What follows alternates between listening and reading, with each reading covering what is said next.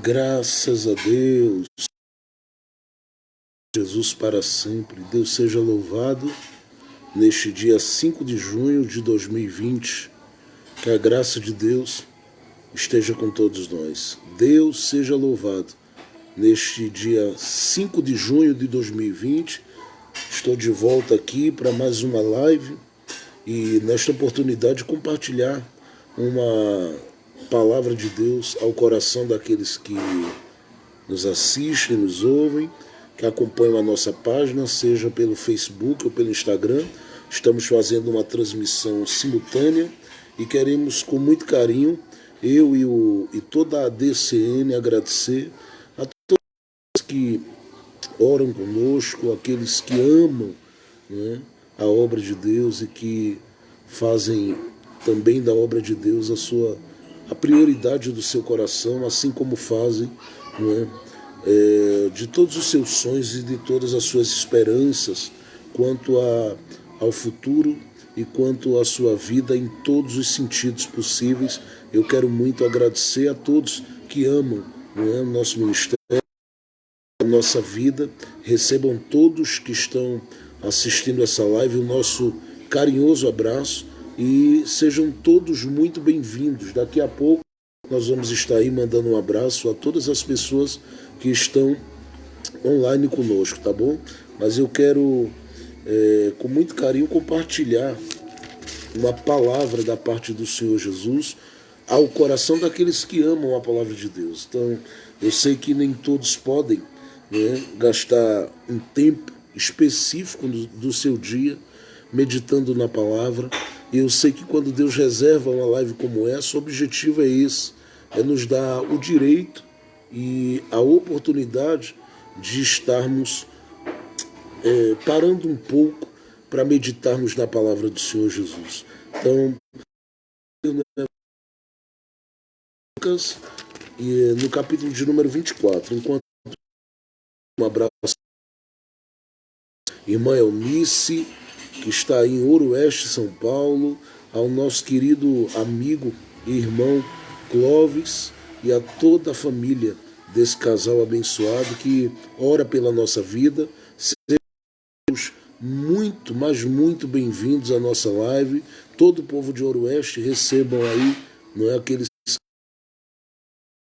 recebam o nosso abraço, nosso carinho, porque, como eu disse, estamos fazendo uma transmissão simultânea e há pessoas agora no nosso Instagram, assim como há pessoas também nos assistindo agora na página do Facebook. Então eu pediria que você não perdesse a oportunidade de meditar na palavra de Deus conosco nesse exato momento, porque é uma oportunidade singular, uma oportunidade única de você receber uma porção especial da palavra, participar de um momento onde eu tenho certeza que o Senhor Deus vai estar ministrando ao seu coração, e tenho a certeza também que não faltará a você o abraço do Senhor, o acolhimento do Senhor, do coração de Deus, tá bom? Então nós vamos ler aí Lucas capítulo 24, quero ler com você aí capítulo 24, mandando aí um abraço também a nossa querida irmã Fernanda, que está aí no Rio de Janeiro, nosso querido irmão Gustavo, essa dupla abençoada de levitas que o Senhor tem usado nesta nação. Quero mandar um abraço carinhoso à nossa irmã Sandra Pereira, que acompanha aí no Facebook, a irmã Andresa também, ao Wellington Amaral, que passou por aí, Deus abençoe, a tanta gente que está chegando aí, sejam todos bem-vindos. Compartilhe, por gentileza, essa live com alguma pessoa que você considera importante para a sua vida e que sabe que estão aflitivos, precisa de uma palavra de Deus como resposta. Então, nós vamos estar lendo Lucas capítulo de número 24, e essa palavra eu tenho certeza, ela é muito oportuna neste tempo que nós estamos vivendo. Até porque eu sei que no meio de tudo que tem acontecido e que a gente já está tendo um sentimento e uma sensação de que parece estar findando, e eu creio em nome de Jesus que tudo isso vai passar. No meio de tudo isso que a gente está vivendo, algumas pessoas que têm conversado às vezes comigo ou pedido oração, elas estão convivendo com um grande questionamento no coração delas. E a maior parte delas, quando apresentam esse questionamento, eu tenho dito a elas pelo menos 3 coisas. E para que eu diga essas 3 coisas, o questionamento é: como recomeçar depois de tantas perdas? Como se permitir acreditar em dias melhores diante de uma calamidade, de tragédias, de caos? E por mais que eu, como pastor, tente fugir disso, é quase que inevitável fugir da mensagem prioritária que Deus tem dado ao meu ministério nesses mais de 20 anos que prega a palavra. Porque eu tenho convivido e a cada oportunidade que tenho de estar em altares pregando, em congressos pregando, seja de jovens, de mulheres, de homens, as oportunidades que tenho tido ao longo da vida de estar em pontos de pregação, estar na rua, como eu já estive muitas vezes, estou compartilhando com as pessoas, falando com as pessoas, compartilhando e semeando Jesus na vida das pessoas. Eu tenho dito a algumas pessoas, não há como fugir da mensagem de restauração, de reconstrução, de renovação, a mensagem que salva o homem para que ele possa viver a salvação em Cristo Jesus. Porque a ideia em si é aquilo que o próprio Paulo diz em 2 Coríntios capítulo 5, verso 19, que Deus estava em Cristo, reconciliando o mundo com Ele mesmo. Até porque a mente de Deus funciona assim, sempre resgatando.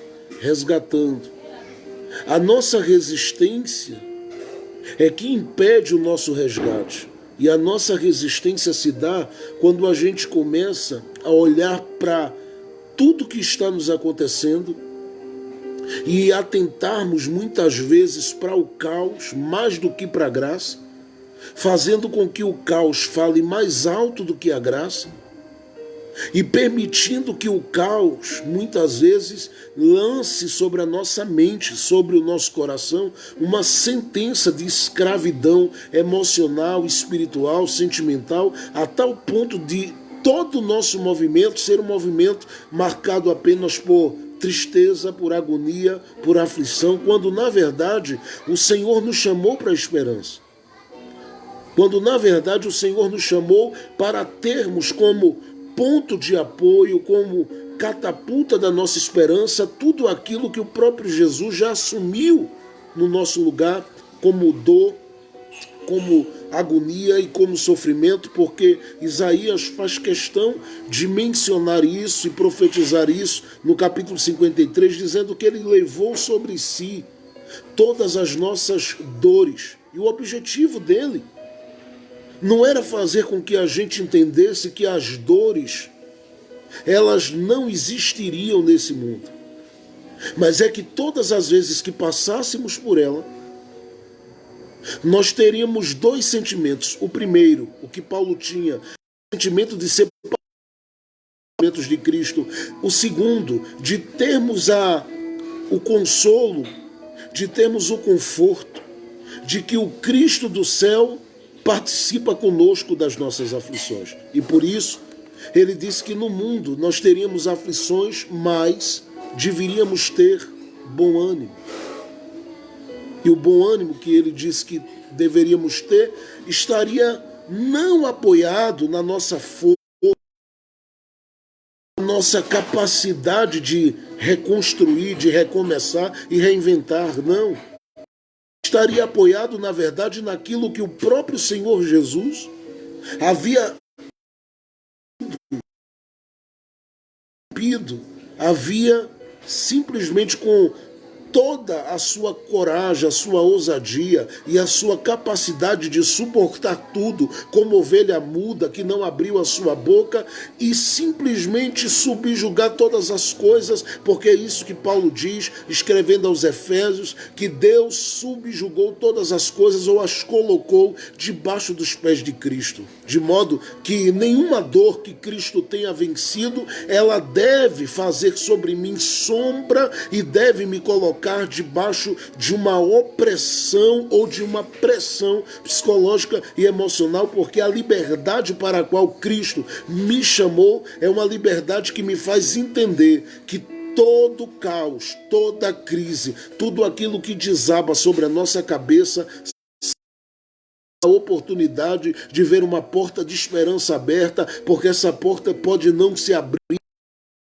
mas ela sempre estará aberta lá em cima. E é por isso que João, lá no capítulo 1 de Apocalipse, no capítulo 4, ele diz: eu, João, que sou companheiro nas mesmas aflições que vocês, estou sofrendo dores aqui na ilha de Patmos, mas tive uma experiência sobrenatural, e a experiência foi de ver o Cristo. Sim, ele tinha cabelos brancos como a lã, falando da sua eternidade, olhos como chama de fogo. Sim, diz ele que da sua boca saía espadas, falando da autoridade da sua palavra, suas vestes eram brancas, falando da sua pureza, e ele diz que ele tinha um cinto, falando da sua autoridade e sim, das suas muitas vitórias, ou de todas as vitórias que ele já havia conquistado para a igreja, e diz que ele tinha nas mãos estrelas, que era o controle dos pastores e da vida dos pastores. Diz que ele tinha os seus pés reluzentes, mostrando o domínio que ele tem sobre tudo e sobre todos e sobre todas as coisas, e diz que ele não estava parado. João disse: eu via se movimentando no meio de candeeiros que representava a igreja, e na medida que ele estava se movimentando, o apóstolo João diz que caiu como morto olhando para os seus pés. Mas ele se aproximou de João e disse: não temas, eu sou aquele que fui morto, passei pelas aflições, mas estou vivo. Subsisti sobre elas, prevaleci sobre elas, estou acima delas, inclusive da morte. E posso te dizer uma coisa: tenho uma tarefa nobre para você. E isso começa por aqui. Diga a todos os que me amam que o cativeiro pode ser vencido. Segundo, diga a todos que me amam que a minha obra com eles continua, se eles voltarem o olhar e o coração para mim. Terceiro, João diz em Apocalipse 4, verso 1, que não é o texto que eu quero pregar, mas Apocalipse 4, verso 1, ele diz: e eu olhei para o céu, e quando olhei para o céu eu vi lá em cima uma porta aberta, e ele foi arrebatado e passou por aquela porta e se viu dentro da sala secreta de Deus, e viu o trono de Deus ali, declarando claramente aos ouvidos de João que nada que acontece aqui embaixo passa despercebido lá em cima, porque aquele que está no trono tem o controle do universo e o controle de todas as coisas na nossa existência e na nossa vida. Ouça o que eu quero lhe dizer hoje. Com muito carinho eu lhe digo isso. Por mais que as portas aparentemente estejam se fechando ou fechadas aqui embaixo, a do céu sempre estará aberta. E a do céu sempre estará aberta para que você aqui na terra entenda que não existe pontos finais estabelecidos aqui na terra por circunstâncias, por homens, e eu vou dizer mais, por nós mesmos. Todos os pontos finais da vida de um ser humano nesta terra passam pelo crivo do céu, e todos os pontos finais que são estabelecidos nessa terra, só o céu pode estabelecer. Só o céu pode estabelecer. É por isso que Deus fez questão na sua palavra de deixar claro que para o homem Existem duas realidades, a realidade terrena e a realidade eterna. Seja com Deus, seja em uma dimensão da eternidade sem Deus.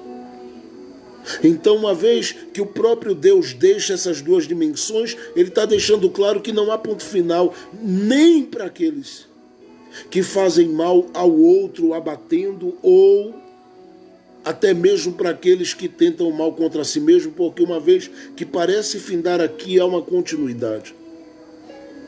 Pontos finais só são colocados por aquele que é o autor da nossa vida e da nossa esperança, e aquele que um dia, no território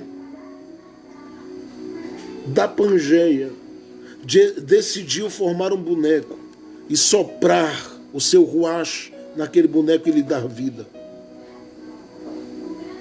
E foi justamente ele quem particularmente decidiu o começo, o meio e o fim da vida de todo ser humano. Apesar de que ele não tem nenhuma preocupação com o meio, quem tem que ter essa preocupação é a gente. Por isso Abacuque diz: aviva a tua obra no meio dos anos. A preocupação de Deus é sempre com o começo e com o final. E é por isso que as palavras de Paulo são essas: eu combati o bom combate, acabei a carreira, guardei a fé. Mas entenda, não tem a ver, não é a base do que eu quero falar ao seu coração, o que eu quero dizer ao seu coração é que se não existe um ponto final colocado aqui na terra por nenhum homem, esse ponto final só pode ser colocado pelo céu ou pelo Deus do céu. E se este ponto final só pode ser colocado pelo Deus do céu, o livro da sua história de vida não se fecha em meio às perdas que você tem, em meio às perdas que você vivencia. E eu sei que tem muita gente que tem perdido pessoas. Nosso meio evangélico no Brasil, lamentavelmente, perdeu uma grande intérprete, uma grande cantora, uma grande mulher de Deus, a cantora Fabiana Anastácio. E a notícia ontem, logo cedo para mim, veio como que uma bomba ao coração, assim como tantas outras pessoas preciosas que têm lamentavelmente partido esses dias. E ela que aparentemente, eu digo aparentemente porque eu sei que a vida daqueles que amam a Deus, nenhum ponto final pode ser colocado aqui na terra, nem por vírus, nem por perseguições, nem por calúnias, nem por pedradas. Todos os pontos finais só são colocados aqui na terra pelo céu, de modo que a vida daquele que Deus ama começa nele e termina nele. E lamentavelmente, quando eu recebi a notícia ontem, veio um abalo ao coração muito forte, porque há 5 anos atrás, quando eu tive a oportunidade, já tinha ouvido, cantando, ministrando e tudo, mas eu tive a oportunidade de pregar com ela em um evento em Alagoas, dividindo o púlpito, dividindo aquela festividade, aquele congresso, e foi um momento de tanta comunhão, de tanta alegria. Depois do evento, tivemos a oportunidade, minha esposa, meus filhos, e junto com a diretoria que organizou aquele evento, de junto com ela também, jantarmos juntos, e foi um momento muito precioso, e desse momento a gente guardou apenas uma lembrança, guardamos 2 lembranças, a essência da unção que o Senhor ministrava através da vida da sua filha, assim como também aquela humildade particularmente com a qual ela convivia e tratava todo mundo.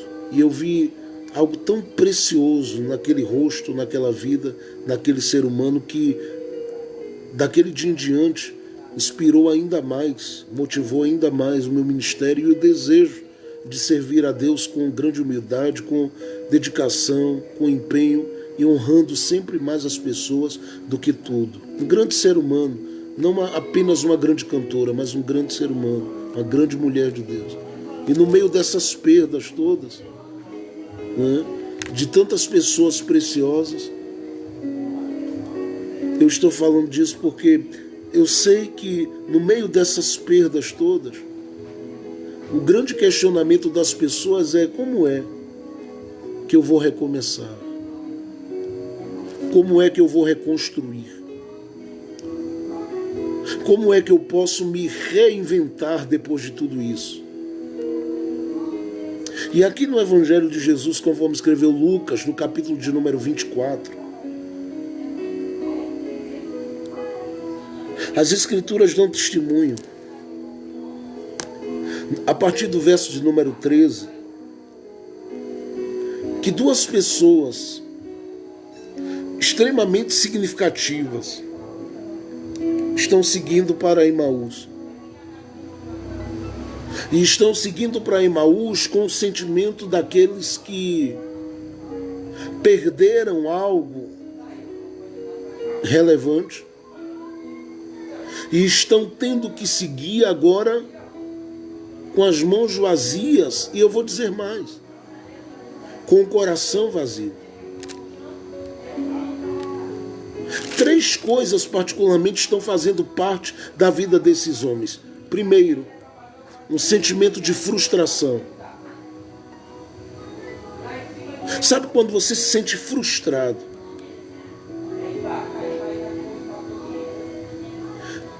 Você criou expectativas acerca de uma série de coisas e de repente você particularmente descobriu que nada daquilo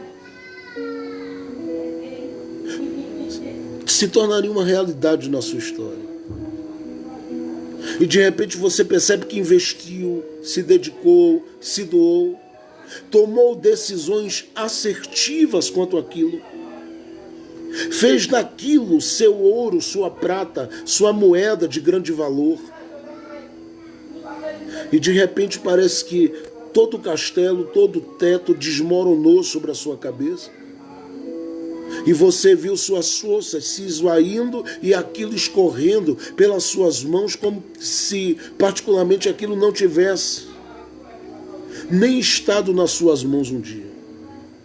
Então, no meio desse processo todo, vem a questão de o que é que vai ser da minha vida a partir de agora.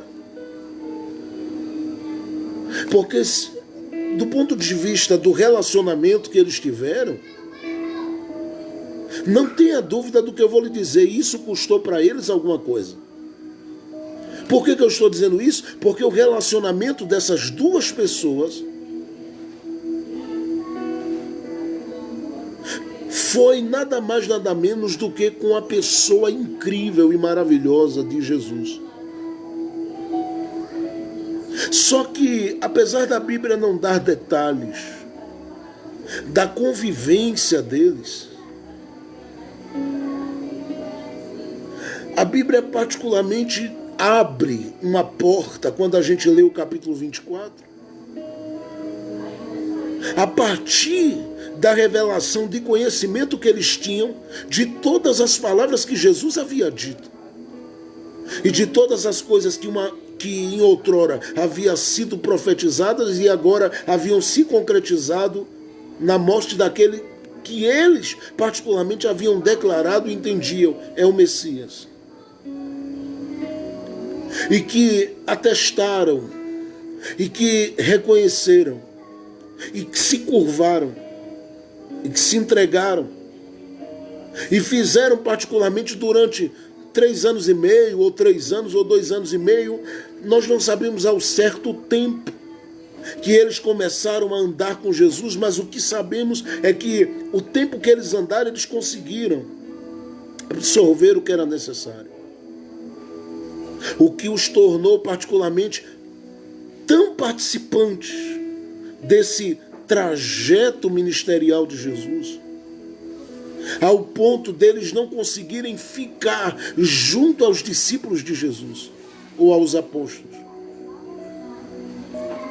E se retiraram. E agora estão pegando o caminho para Emaús. O coração deles está frio. E o que está presente ali é esse sentimento de frustração de alguém que apostou tudo, todas as fichas, em algo, acreditou, se doou, fez daquele relacionamento o seu ponto de apoio, de esperança, de vida, de alegria, de fé, de motivação. E lamentavelmente acabou descobrindo que tudo aquilo parece não ter dado em nada. Que toda dedicação não valeu a pena, que todo esforço não valeu a pena, e pior do que tudo isso, toda manifestação de fé pura, genuína, sincera, não uma fé fingida, mas uma fé piedosa, uma fé firme, uma fé que se lançou na pessoa de Cristo. Ela agora particularmente está se apresentando como algo que particularmente se moveu com base em um vazio. E neste vazio, a certeza que eles tinham é: acabou. Então eles carregam uma frustração. Pior do que a própria frustração é que eles carregam o medo. E o medo maior não é de morrer nas mãos dos que particularmente agora estão dizendo que os discípulos roubaram o corpo de Jesus, mas o medo de serem questionados acerca daquilo que eles proferiram e professaram como realidade. Porque não tem nada pior do que você fazer afirmações e declarar palavras com base na convicção que você tem, e de repente você ser tomado pelo susto de não ter agora nenhuma estrutura de apoio quanto à sua convicção e aquilo que você declarou, e ser particularmente interpelado pelas pessoas que, ao olharem para você, vão dizer a você estas palavras: cadê? Você não disse que era real, você não disse que acreditava, você não disse que Deus tinha falado, você não disse que Ele tinha empenhado a sua palavra, você não disse que isso era uma realidade, você não disse que as coisas dele, elas eram uma verdade na sua vida, você não disse que tudo que Ele tinha empenhado sobre você tinha, na verdade, alicerce, tinha base, e que tudo isto ia se transformar em uma realidade, que um dia você ia provar que esse reino de Deus é reino de Deus mesmo, para mim, para a sua família, para os seus amigos. E agora? O que é que você tem a dizer? É muito complicado conviver com esses questionamentos de pessoas que particularmente ouviram a gente declarar que a gente ia chegar, que a gente ia vencer, que a gente ia viver, que a gente ia experimentar, que a gente ia ter, que a gente ia alcançar. E de repente a gente vê que todas aquelas coisas que a gente declarou, de repente elas foram se perdendo com o tempo.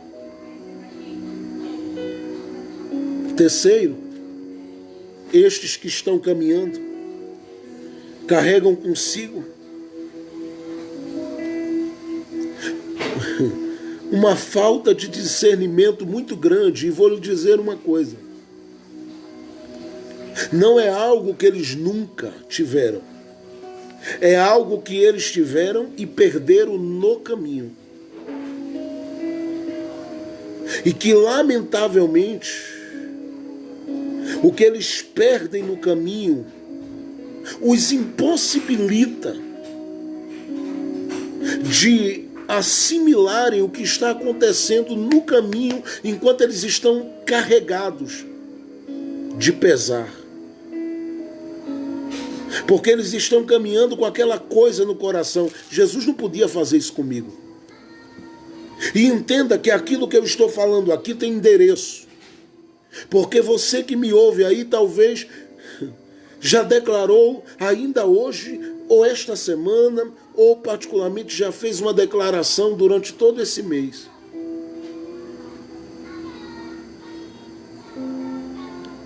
Jesus não podia ter feito isso comigo. Ele não podia, e talvez o que você disse com muita certeza.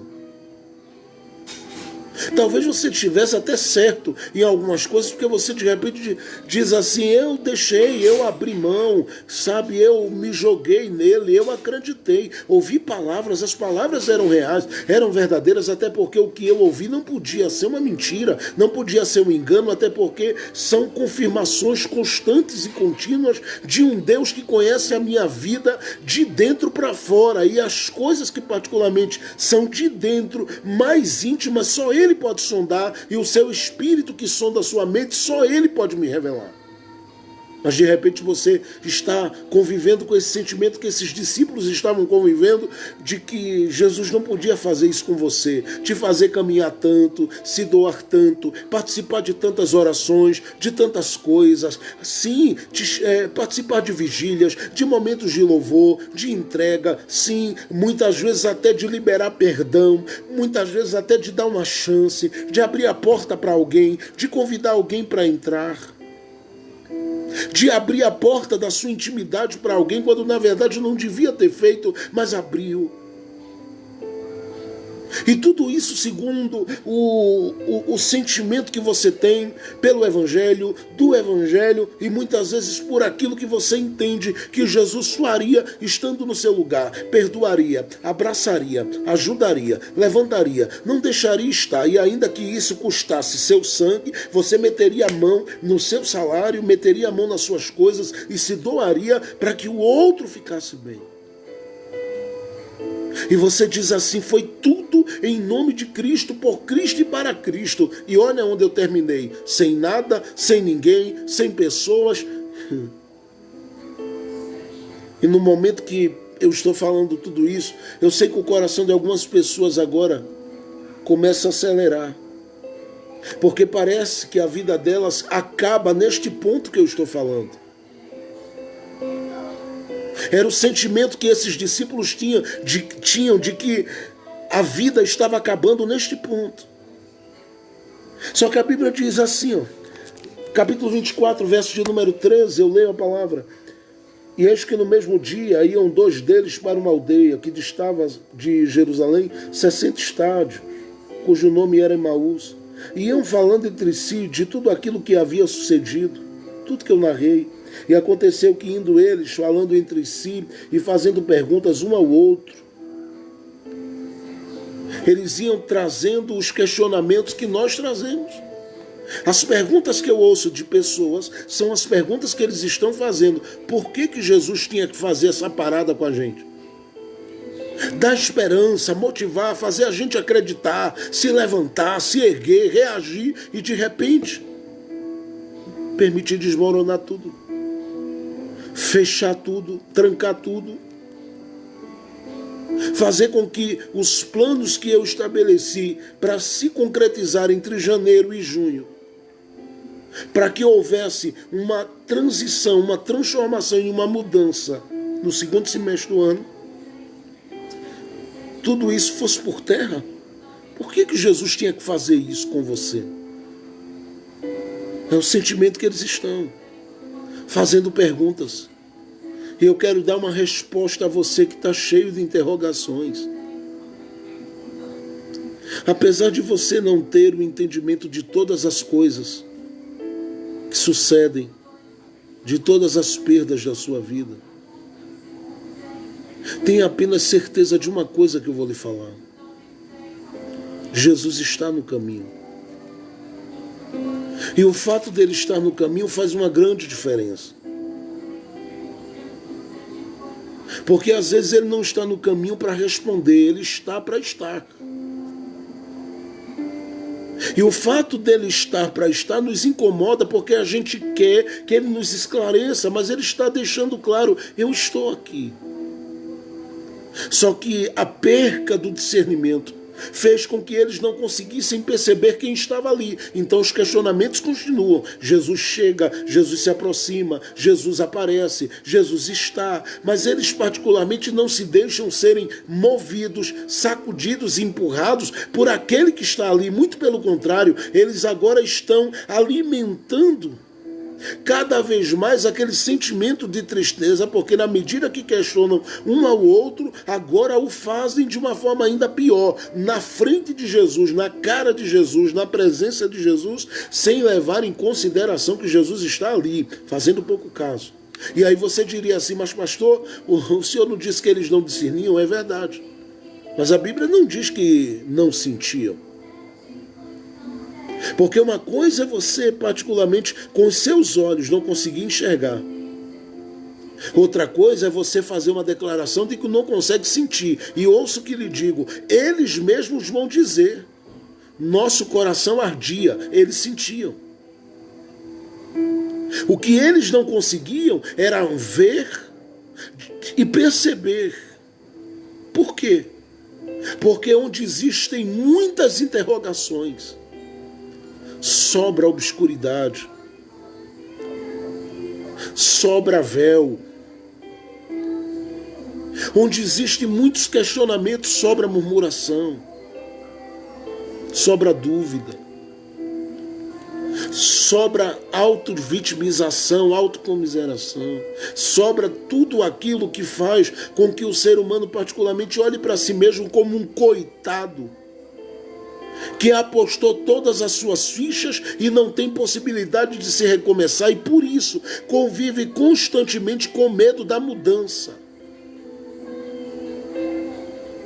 E apesar de Deus, ao longo da sua vida, ter dado muitos sinais, nenhum dos sinais de Deus pode falar alguma coisa significativa ao coração de alguém que no coração entendeu que particularmente todo o seu movimento foi perdido, e porque entendeu que esse movimento foi perdido, tudo na sua história de vida está agora à mercê do fracasso, à mercê do caos, à mercê da falência, à mercê do prejuízo. E eu preciso dizer uma coisa a você, nada disso vai se acabar. Nada disso está acabado. Nada disso está perdido. E sabe por que não está? Porque quem está no caminho, apesar de não estar para esclarecer muita coisa, está pelo menos para estar. Para dizer assim que você tem companhia. Para dizer para você e para mim, oh meu Deus, que palavra tu trazes essa noite ao nosso coração. Que a gente tem alguém que nos ouve. E que se a gente tem alguém que nos ouve, a gente não precisa caminhar daqui para frente com essa ideia que tudo está acabado. Porque quem está para estar e quem está para ouvir, em segundo lugar, também está para entrar com a gente naquilo que para a gente talvez não seja a nossa moradia eterna, mas vai ser um ponto de recomeço. E aqui eu quero fazer 3 colocações importantes para a gente encerrar essa live. O texto diz que eles iam fazendo perguntas um ao outro. O mesmo, verso 15 do capítulo 24, o mesmo Jesus se aproximou e ia com eles. Mas os olhos deles estavam como que fechados. Olha o que é que a Bíblia diz. Os olhos estavam fechados, para que não conhecessem. E o texto continua dizendo assim: e ele lhes disse: que palavras são essas que caminhando trocais entre vós, e por que estáis tristes? E respondendo um, cujo nome era Cleófas, disse-lhe: és tu só peregrino em Jerusalém? E não sabes as coisas que nela têm sucedido nestes dias? E ele lhes perguntou quais coisas, e eles lhe disseram as que dizem respeito a Jesus Nazareno, que é o tema dos frustrados, que é o tema dos desesperançados, que é o tema dos entristecidos, que é o tema dos cansados, que é o tema dos abatidos, que é o tema daqueles que perderam as forças, que é o tema daqueles que perderam a esperança, daqueles que perderam o discernimento. Jesus é o tema deles. As coisas que dizem respeito a Jesus, que foi homem. É a primeira informação que nós queremos te dar, e eles começam a aplicar o catecismo a esse que está tentar fazer Jesus entrar na escola dominical deles. Aí eles começam a Jesus homem. Segundo, aquele que foi profetizado, e por ser profetizado, abriu a boca também para falar profecias. Este que era homem e era profeta. Mas não era só homem e profeta, era mestre, porque era poderoso em obras e palavras. Só que ele não era só mestre, ele era o Filho de Deus, porque tudo que ele realizava, não realizava apenas diante do povo e para o povo, fazia diante de Deus. Diante de Deus. E aqui eu adianto a leitura, porque é muito interessante o que acontece aqui. Verso de número 21, olha aí para a sua Bíblia, e marque por favor esse versículo 21 na sua Bíblia. Vai ser muito importante você marcar, porque nos próximos meses você vai ter que voltar essa leitura por muitos momentos, para que você não perca a fé,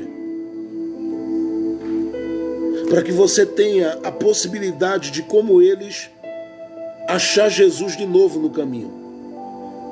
Para que vocês tenham pelo menos a possibilidade de, no meio de tudo, conseguirem dizer alguma coisa aos ouvidos de Jesus que lhes sejam convincentes. Capítulo de número 24, verso 21, eles dizem assim: e nós esperávamos que este que foi crucificado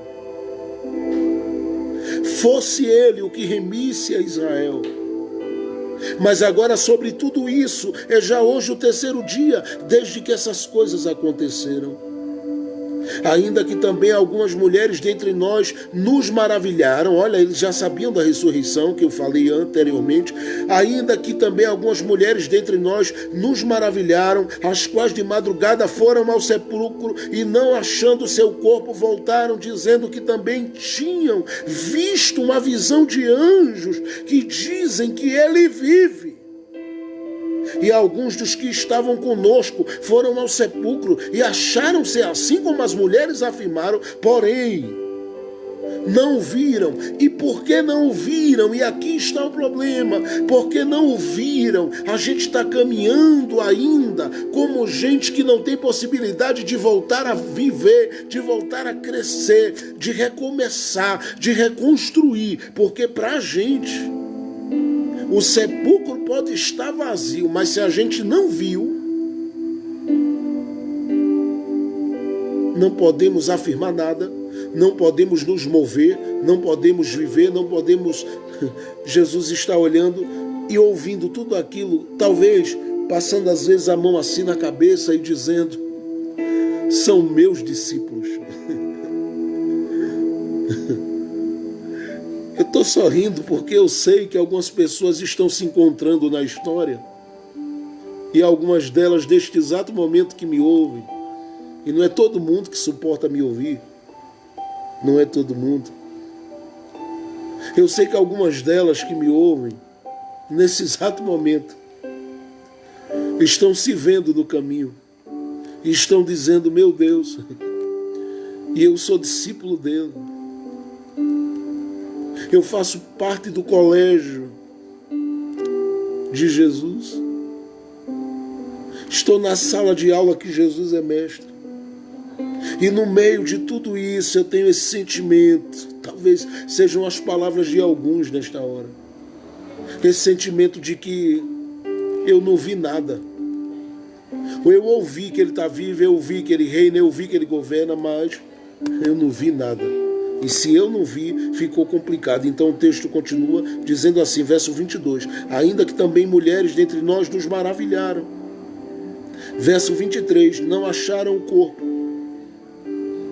Verso 24, e alguns dos que estavam conosco foram ao sepulcro e acharam assim, e mais não viram nada. Verso 25, Jesus diz assim, honestos e tardios de coração, para crer tudo o que os profetas disseram. Porventura não convia que o Cristo padecesse estas coisas e entrasse na sua glória. E começando por Moisés, agora Jesus decide dar uma aula de Bíblia para eles, começando lá no Antigo Testamento, no primeiro dos profetas. Eu me refiro institucionalizado, porque já haviam profetas antes de Moisés, mas ele começa a dizer assim, e começando por Moisés e por todos os profetas, explicava-lhes em todas as escrituras o que dele estava escrito. Então chegaram à aldeia para onde iam, e ele fez como quem ia para mais longe deles, e eles o constrangeram, dizendo, faz uma coisa, fica com a gente, porque já declinou o dia. E a Bíblia diz assim, e entrou para ficar com eles. E aqui eu quero parar, porque o texto diz assim, ó, e aconteceu que estando com eles à mesa, agora já não estava no caminho, agora está à mesa, porque todo mundo que cumpre com ele o caminho, terminará a mesa.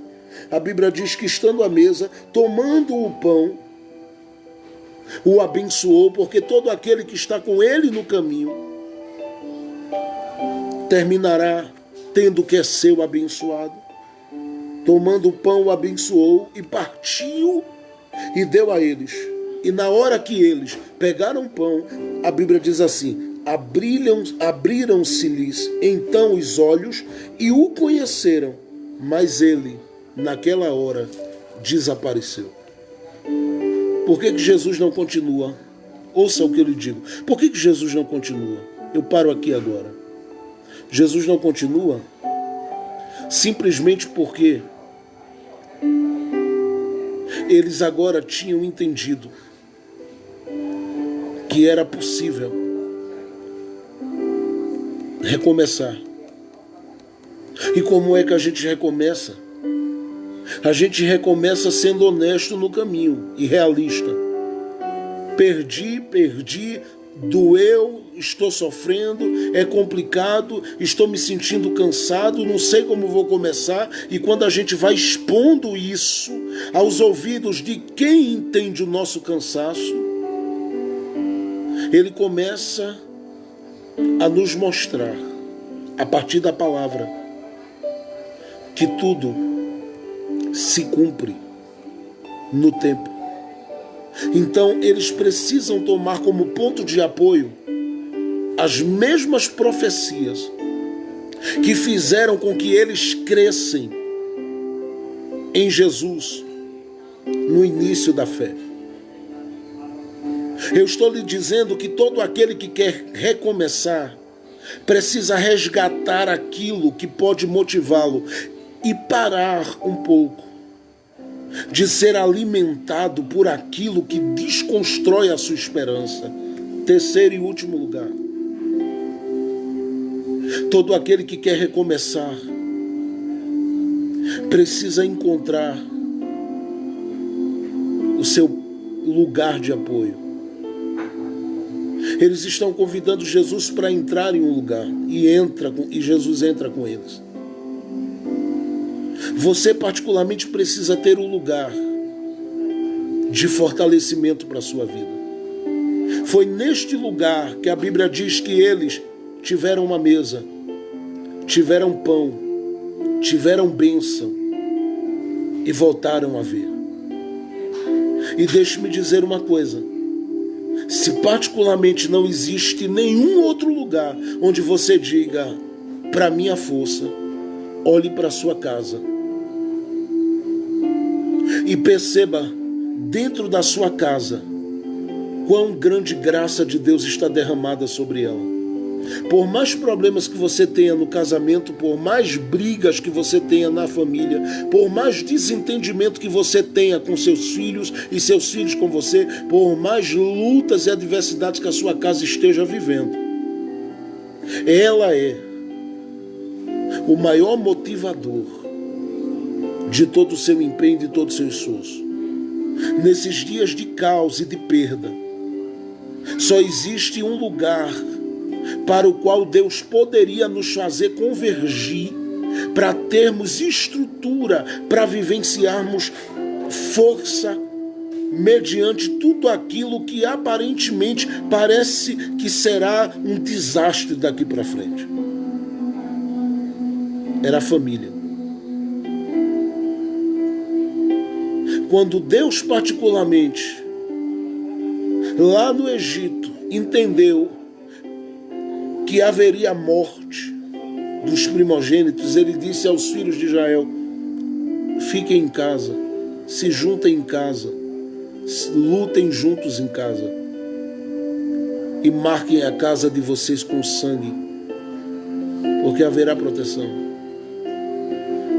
A ressurreição da filha de Jairo, por exemplo, ela não aconteceu no caminho nem na rua, porque alguém poderia ter levado, como aquele homem em Marcos capítulo 9 levou o seu filho até Jesus. Alguém poderia ter ajudado Jairo a levar a criança até Jesus. Não.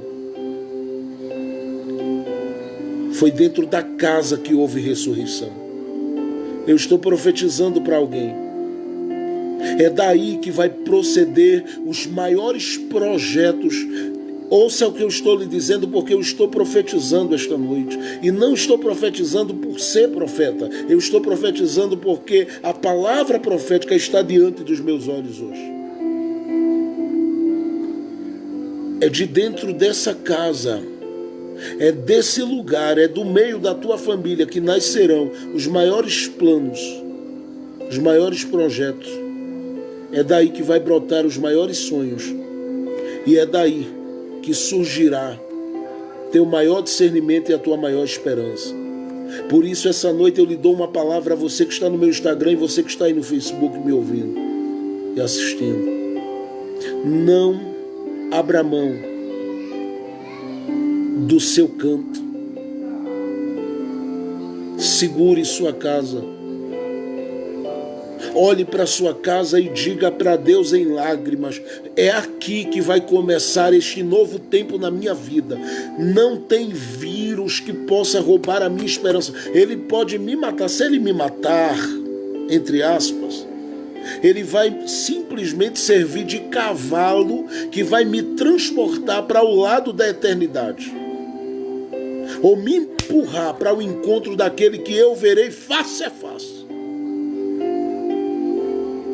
Mas ele não vai roubar de mim nada, arrancar de mim nada. Agora, se o Senhor decidir te guardar, se o Senhor decidir não permitir que eu e você venhamos a falecer ou ir embora diante desse vírus, ouça o que lhe digo com a palavra de Deus da minha boca.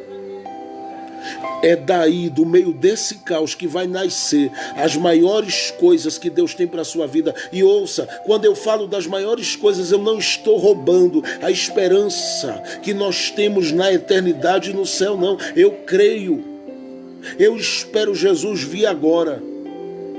Mas como ser humano que estou nesse caminho de Emaús da vida, eu sei que Jesus tem prazer em se apresentar para me dar pão para comer.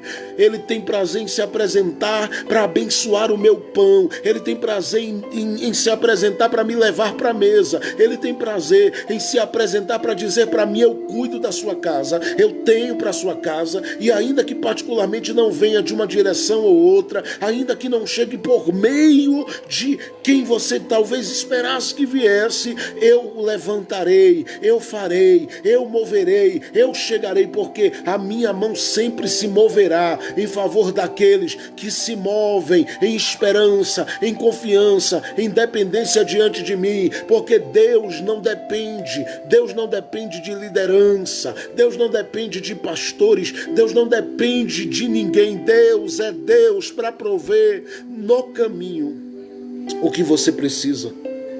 Então hoje eu lhe digo, como ministro de Deus, que tenho família, que sei das preocupações que você tem, porque sou pai, sou esposo, sou pastor, convivo com gente que está chorando e a gente tem ajudado na medida que pode. Mas no meio de tudo isso eu lhe digo, as coisas não vão terminar em dor. A gente, do meio dessas perdas, a gente vai ressurgir. Nossa fé vai ser ativada, vai ser renovada, a gente vai ser sacudido em glória. E Deus vai nos colocar novamente como homens de fé que começamos há anos atrás dizendo: Jesus é tudo para mim. O Senhor está com você e Ele não vai deixar nem você nem sua casa perecer. Receba essa palavra com muito carinho de um pastor que ama a sua alma, de um pastor que ora por você. Eu digo com muito carinho, eu e minha família oramos por você. E nós estamos em um propósito de 30 dias. Daqui a pouco, às 11h30, teremos a nossa live no Instagram, dando continuidade à nossa campanha. E vamos hoje para o 9º dia da campanha. É o 9º dia. Adorando a Deus, servindo a Deus. Então eu digo a você, fique com essa palavra no seu coração. Busque o seu ponto de equilíbrio. Busque o seu ponto de apoio e feche os olhos para que os olhos espirituais se abram. Deixe de olhar o caos e olhe a ressurreição. Porque a partir da ressurreição haverá coisas grandiosas de Deus acontecendo na sua vida. Eu quero orar com você, me faça um favor. Dobre o seu joelho aonde você está, por gentileza. Dobre o seu joelho, por favor. E se você não pode dobrar o joelho, curve sua cabeça ou feche seus olhos.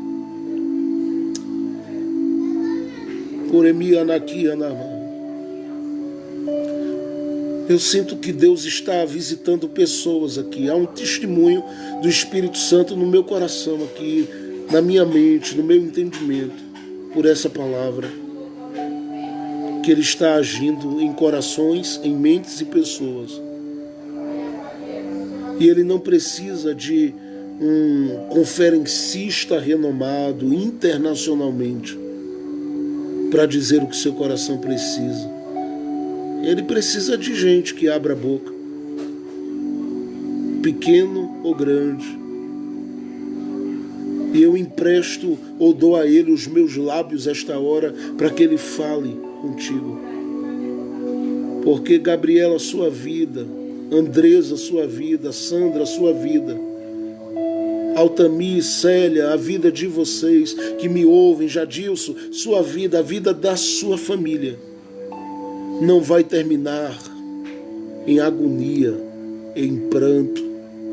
O Senhor estabelecerá sobre o sangue saúde, estabelecerá sobre a mente paz, estabelecerá a sua direção, a sua provisão, e aquilo que parecia ser para aumento da dor e da agonia da sua família vai ser para um salto na esperança da sua casa, porque em lágrimas como você está, o Senhor está vendo você aí, nesse exato momento, enquanto eu profiro esta palavra, Ele está agora abraçando você, Fernanda, Ele está abraçando você, Gustavo, Ele está agora tomando você pela mão, está declarando sobre a sua vida, Janice, que não existe nada que possa impedi-lo de entrar agora onde você está e derramar sobre a sua vida o que Ele precisa derramar.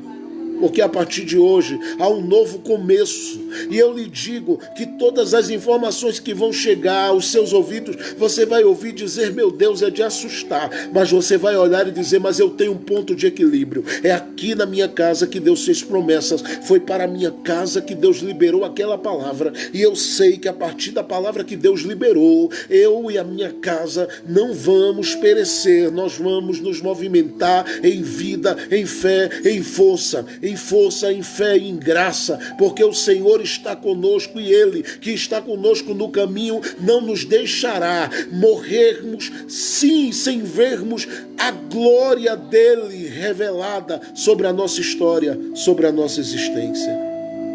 Você que está no Instagram aí, receba o meu abraço nesse exato momento.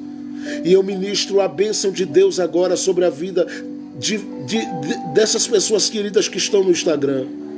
Nosso tempo aqui no Instagram está terminando. Eu declaro agora cura, eu declaro restauração, eu declaro vida sobre a sua vida, em nome de Jesus. E a você que está no Face, ore comigo agora. Pai Celestial, eu te rendo graças pela vida de cada um dos teus filhos e filhas que me ouviram esta noite. Às 11h30 estaremos no nosso Instagram, Senhor, participando desse momento de comunhão com a tua palavra, orando.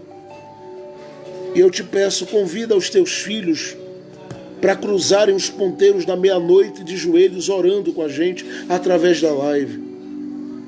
Mas eu sei que o teu Espírito Santo é que me impulsiona a falar a tua palavra. E eu não entraria para fazer essa transmissão nesse horário que não é o horário que nós estabelecemos para comunicar a tua palavra aqui, mas é o horário que o Senhor determinou agora, para que eu fizesse essa transmissão, para que eu pudesse liberar esta palavra. E eu quero declarar vida na vida daqueles que me ouvem na minha página do Facebook. Eu oro agora por cada uma dessas pessoas, os que estão de joelhos, os que estão em lágrimas, os que nesse exato momento estão se sentindo, Pai, machucados, magoados, ofendidos, talvez entristecidos, que todos eles sejam alcançados por tua bondade, por teu favor e a tua misericórdia. Toma-os pelas mãos e agora cura desta dor de cabeça, cura desta dor no coração, cura desta dor no estômago, desta dor na coluna, cura desta dor nas pernas.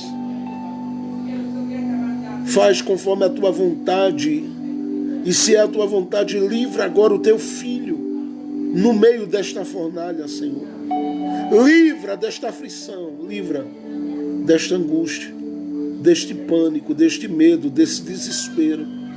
E faz com que neste caminho o teu filho, a tua filha, recebam da tua parte esperança, força para continuar. E que a tua bênção seja derramada abundantemente sobre eles. Em o nome de Jesus, nós abençoamos o teu povo carinhosamente. Nós abençoamos os teus filhos e filhas. Nós abençoamos, inclusive aqueles, Pai, que às vezes sentem no coração de plantar sementes no nosso ministério. Eu abençoo a vida deles. Aqueles que agora estão chorando, dizendo, Deus, o que é que vai ser do amanhã? Amanhã o Senhor vai fazer milagres na vida deles. Porque o Senhor não desampara o justo, nem vai deixar nenhum dos teus filhos mendigando o pão. Tu vais abrir portas, Jesus. Tu vais criar novas oportunidades. Tu vais dar nova direção. E o teu nome, Senhor, será honrado na vida do teu povo. Eu creio assim, Pai. Abençoa a nossa nação, os nossos estados, assim como todas as famílias brasileiras, que não importa de qual confissão de fé são. Eu lhe peço, abençoa a todos. Sustenta a todos, Pai. Faz isto em nome daquele que conquistou publicamente o direito de te pedir e o Senhor fazer, Jesus. É em nome de Jesus que eu te peço saúde para o teu povo, que eu te peço paz no coração do teu povo, renovo no coração do teu povo, graça abundante, Pai, por enviar Adagiomeni enemi. Graça abundante sobre o teu povo. Em nome de Jesus. Em nome de Jesus. Amém e amém. Que Deus abençoe seu coração. Muito obrigado por sua audiência, por sua atenção. Se você não me segue na página do Instagram, segue lá, tá bom? Pastor_Jefferson_, tá bom? É só você procurar lá e vai ser muito proveitoso ter você me acompanhando lá, porque nós estamos pela manhã, toda manhã, às 8 da manhã, dando uma palavra de Deus lá no nosso Instagram, dando um estudo da palavra, toda manhã às 8 horas, e às 8 horas da manhã, e às 11h30 da noite, durante 30 dias, nós estamos em uma campanha, um propósito de oração, intercedendo por aqueles que precisam. Então, eu peço a você que acompanhe, que esteja conosco, e faça um favor, compartilhe essa live com alguém. Deixe que alguém seja também edificado por essa live. E eu lhe digo, bem melhor você compartilhar por inbox aí. Compartilhe no bate-papo com essas pessoas, para que elas possam estar recebendo uma palavra de Deus na vida delas.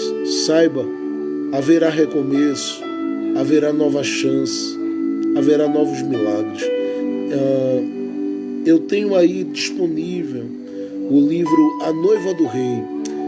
Como muitas pessoas não conseguiram adquirir o livro na remessa que nós fizemos, nós estamos disponibilizando aí em formato digital, em PDF, para aqueles que querem ler o livro A Noiva do Rei. A única coisa que a gente tem pedido junto ao Ministério da ADCN é que as pessoas façam uma pequena semente, porque aí a gente vai estar enviando o livro para a sua edificação. E tudo que a gente tem feito é pensando em ajudar pessoas também nesse momento. Só que a gente ajuda as pessoas sem precisar estar mostrando tanto que a gente está fazendo. Eu peço a você que esteja também orando pelas famílias desse país. Deus vai fazer algo muito grande. Deus vai fazer algo. A esperança vai voltar. A esperança será renovada. Que Deus abençoe seu coração, sua família. Receba um abraço meu, da minha esposa, a missionária Lucivânia Santos, dos meus filhos, o Brian, a Laura, de toda a nossa família, a missionária Fátima Costa, minha mãe, que também compõe esse ministério. Recebam todos o nosso abraço. Nós estamos todos em jejum, oração e campanha, intercedendo por sua vida. Ore também por nós, que nós precisamos também muito da sua oração, tá bom? Que Deus abençoe você. Eu falo isso como um pastor que ama a sua alma. Não perca a sua fé. Não perca a sua esperança. Jesus está vivo. Jesus está vivo. Jesus está vivo. Deus abençoe.